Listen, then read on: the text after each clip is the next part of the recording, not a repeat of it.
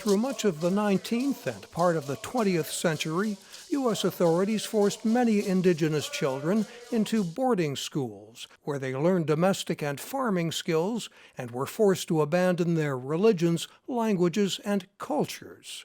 In Riverside, California, family members heard the stories of survivors at Sherman Indian High School, one of a handful of remaining government-funded boarding schools where today Native cultures are embraced instead of suppressed. U.S. Secretary of the Interior Deb Haaland and Assistant Secretary Brian Newland, both Native Americans, came to listen as part of the department's year-long tour called The Road to Healing. Curiosity brought one woman. I'm here because I wanted to see where my grandparents went to school, where they were taken, and also where my dad was born. Her grandparents fell in love here, and her family adopted a strategy to fight prejudice.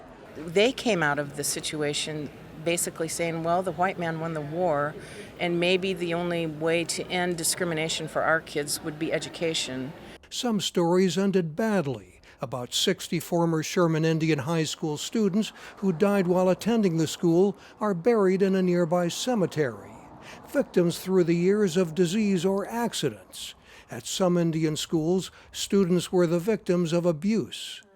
Erica Ben, a Navajo and more recent student here, says her time at the school expanded her horizons. She's working on a doctorate in the field of Native education.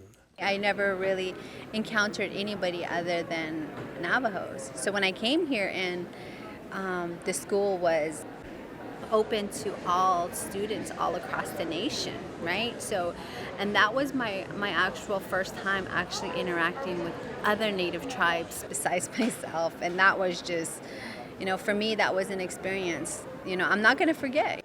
Greg Kalluck of the Luiseno Indians sees renewed interest in the traditions among young people.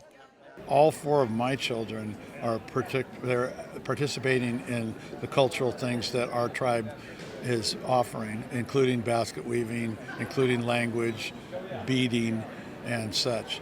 Like many Native Americans, they're re-embracing their culture and learning about a painful history of forced assimilation. Mike O'Sullivan, VOA News, Riverside, California.